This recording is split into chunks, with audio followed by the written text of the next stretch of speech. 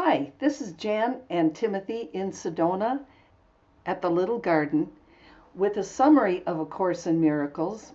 We have other playlists that you might find interesting. They're in different formats for different learning styles.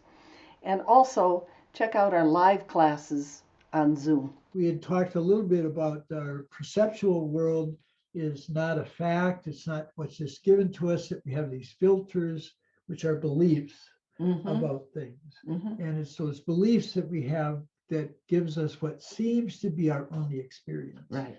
And so an important aspect of one of the filters the Course is always talking about is our belief in scarcity. Yeah. Our belief in lack. I mean, we get up, we live through this world, we do things because we're seeking to solve problems that seem to be very real to us, right? But it's based on lack that we have. It's based on there's a limited amount of time and there's a limited amount of resources, and I got to figure out how to solve those problems. And it's really fearful, isn't it? It's fearful, it's based on lack. But again, I mean, part of what the Course is training us to do is to see those are your beliefs. Right. That is how you're defining things. And it's training us to see that beliefs and definitions we have can change in an instant. Right. Our filters can change in an instant. You know what's cool about A Course in Miracles? Yeah. Is that you can learn it. Right. It's like you can learn to change your beliefs. It's not like I believe, therefore I can be saved.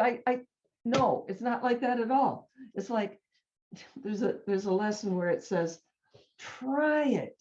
You're not asked to take this on an unsupported belief. Right. Try these ideas, right, and see how they work for you. And it doesn't matter what you believe. Right? You're not stuck in your belief. Right. Just try something. I know. See, and it's always promising an experience that will help us define our beliefs again, to redefine our beliefs. Yes. So Scarcity Basin, a world that seems to be a world where there's a scarce amount of time, scarce amount of resources. Yeah. And what the Course is going to kind of say is that this is sort of an original belief of ours. Right. Of we lost who we really were. Right. We lost the love that we were created in. And that's kind of at the fundamental idea of scarcity. And, even, at someday there's deep belief that we're going to die, we'll be no more. That's the ultimate scarcity. That's the ultimate scarcity. I'm going to lose my life. I mean, every moment it's like, oh my God, I could lose my life. So loss and scarcity, lack, this is our common sense world from a certain standpoint of beliefs, and beliefs can change. And beliefs form our perceptions. Yeah, that's right. So we look at the world not as it is, but as we have filtered out truth or reality. Yeah. Yeah, we put on the glasses, the rosy colored glasses or red glasses or yellow or whatever it is. But those filters are just our beliefs. Yeah. Yeah. Beliefs that, again, we think are knowledge, we think are truth. Yes, we think they're absolutely right. But they're just beliefs. Right. And clearly, if you've done any learning in your life, you'll see that you can change your beliefs in an instant. Yeah.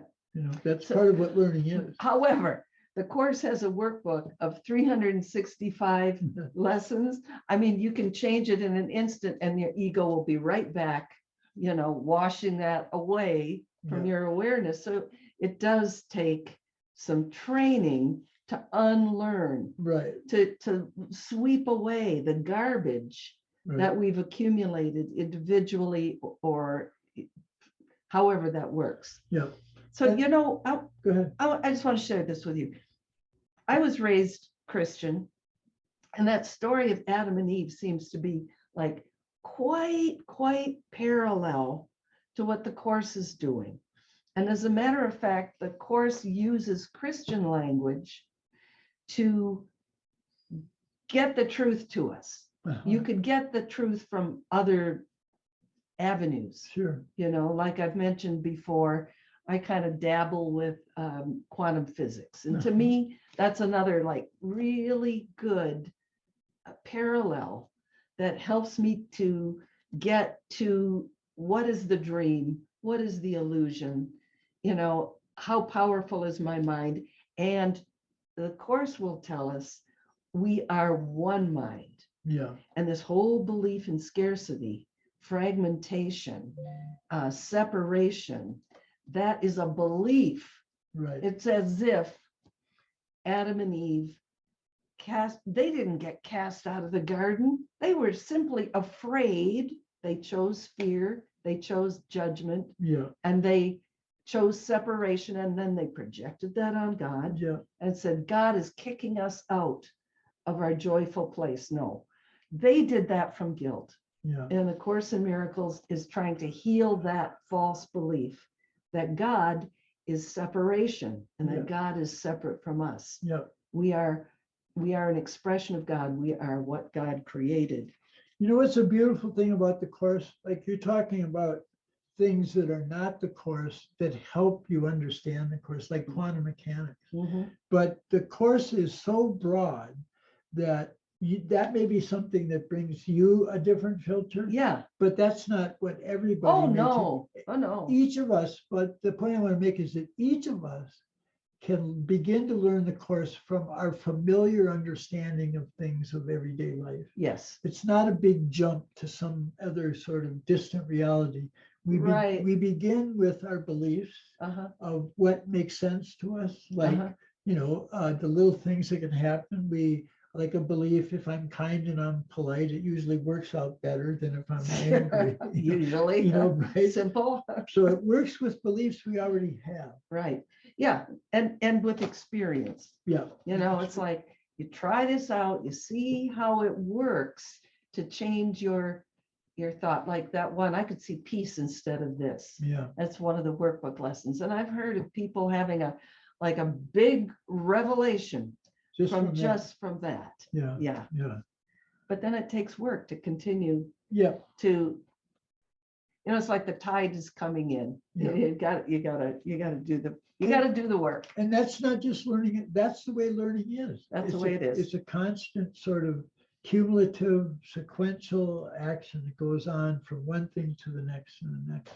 We saw part of a video we saw yesterday had this most beautiful ballet dancer. Oh, so I'm thinking about learning to be an exquisite ballet dancer. Yeah. Takes work and work and work. Yeah. But why did they do it? Because they love it. Yeah. You know, and once you get into studying the Course in Miracles, whether you start with the workbook, the teacher's manual, or the text, wherever you start, if it's for you, you'll probably start loving it and taking it on and trying it out and getting more and more positive results. Yep. That's why we've been doing it. You know, we figured yesterday, we've been doing A Course in Miracles for a combination of 71 years. So we're still doing it because we love it. The world, when we think that the perceptual world is the real world, when we think that, we see that loss is possible all over the place. Yeah. You know, hey, you just walked up with muddy boots on my clean floor. Yeah. Or I never do that. But and you know what? When you do, I really forgive you. Yeah. Yeah. So it was somebody else. So projection. So when we see that we have something that we can lose, you know, hey, I spilled my wine on my shirt. I ruined my shirt. Oh, terrible loss. Why? I lost money. I lost prestige. I lost this, that, and the other. There is no loss in reality. And the key with that is that all that is really behind all of that is I've lost my image of who I think I am. Exactly. Exactly.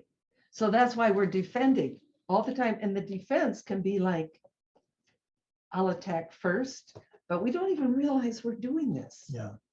We'll talk more about defenses as we go on, because it's a big topic. Sure. Okay. Wonderful. See you soon. Catch the next video.